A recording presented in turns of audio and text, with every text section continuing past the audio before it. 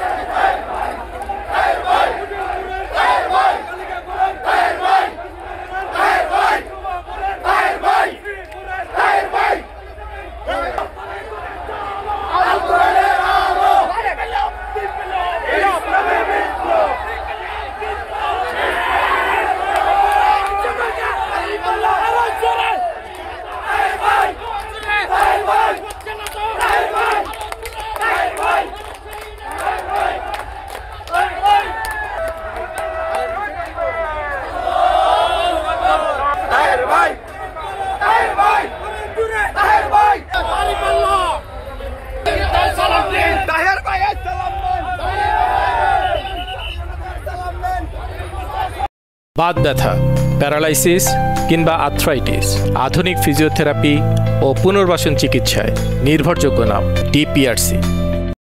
আমি একটা হঠাৎ করে অতিথি, গতকাল রাতে বাড়িতে আসছিলাম, আপনাদের সাথে কথা হয়েছে, তাই বললেন যে আজকে বিকেলে একটা প্রোগ্রাম আছে, মূলত কুমিল্লা যাব, তো এরপরে ঢাকায় যাব। যাওয়ার পথে আপনাদের সাথে সাক্ষাতের সুযোগ আল্লাহ তাআলা দিয়েছেন, এজন্য শুকরিয়া আদায় করছি আলহামদুলিল্লাহ। সম্মানিত উপস্থিতি, বাংলাদেশে 2024-এর জুলাই এবং আগস্টে কি বড় পরিবর্তন হয়েছে না? হয়েছে। শুধুমাত্র হাসিনা পালিয়ে গেছে এই পরিবর্তন না, বরং একটি জেনারেশনের চিন্তার একটি আমূল পরিবর্তন, আমূল বিপ্লব সাধিত হয়েছে, যার অনেকগুলো পদক্ষেপ আমরা বিশ্ববিদ্যালয় নির্বাচনে দেখেছি। সাধারণ শিক্ষার্থীরা পুরাতন ধাঁচের যে রাজনীতি ছিল, পুরাতন যে রাজনৈতিক সংস্কৃতি ছিল, এই সংস্কৃতিকে প্রত্যাখ্যান করে উদার এবং সহনশীলতা এবং পরস্পরের প্রতি শ্রদ্ধাবোধ, গঠনমূলক রাজনীতির দিকে আস্তে আস্তে জেনারেশন ধাবিত হচ্ছে। এটা আমাদের জন্য আশার দিক। কিন্তু আমরা দুঃখজনক হলেও সত্য যে জুলাই আগস্টের পর আমরা ভেবেছিলাম যে রাজনীতির সংস্কৃতিতে আমূল পরিবর্তন হবে, কিন্তু কিছু কিছু ব্যক্তি এবং কিছু কিছু দল, কিছু কিছু গোষ্ঠীর মাঝে সে পরিবর্তনটা লক্ষণীয় না, বরং কিছু কিছু ক্ষেত্রে এমন হচ্ছে যে ফ্যাসিস্ট হাসিনা সে তার যে কাজগুলো করে যেতে পারেনি, কিছু কিছু দল এবং গোষ্ঠী তারা সেই কাজগুলো ইজারা তাদের নিজেদের হাতে তুলে নিয়েছে। বাংলাদেশের এই প্রেক্ষাপটে আমরা বলতে চাই, বাংলাদেশে কোন ধরনের হত্যা, গুম, খুনের রাজনীতি আর চলবে না, রাজনীতি চলবে না। পাথর মেরে মানুষ মারা হয়েছে, দেখছেন আপনারা?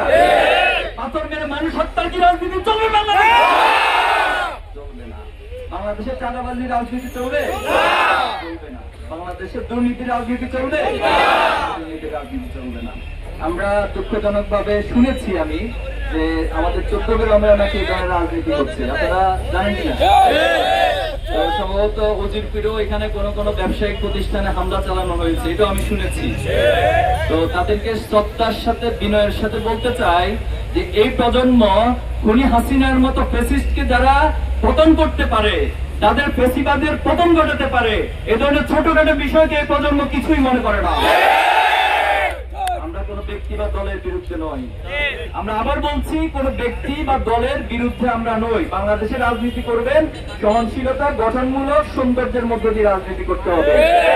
পরস্পরের প্রতি কাদা ছোড়াছুড়ি, হামলা, মামলা, এরপরে হচ্ছে হত্যার রাজনীতি, চাঁদাবাজির রাজনীতি, এ ধরনের রাজনীতি বাংলাদেশে জুলাই এবং আগস্টের 5ই আগস্ট এটার কবর রচিত হয়েছে। আর আমি কারোর প্রতি অশ্রদ্ধা জানাতে চাই না, তবে এটা বলতে চাই, 14 গ্রামে আমাদের তাহের ভাইয়ের একাডেমিক যোগ্যতা বলুন, ওনার রাজনৈতিক দক্ষতা বলুন, ওনার আন্তর্জাতিক যে যোগাযোগ সেটা বলুন, এটা অনেকের চেয়ে অনেক অনেক উপরে, যেটা ধারে কাছে আমরা বলতে পারি না। এখন কিনা আপনারা? আমরা প্রত্যাশা রাখি যে 14 গ্রামে আমরা দেখিয়ে দিব সারা বাংলাদেশে 299টি আসনের বিপরীতে এমন একটি আসন থাকবে যেখানে আমাদের তাহের ভাই সবার চেয়ে বেশি ব্যবধানে জয়ী হবে ইনশাআল্লাহ।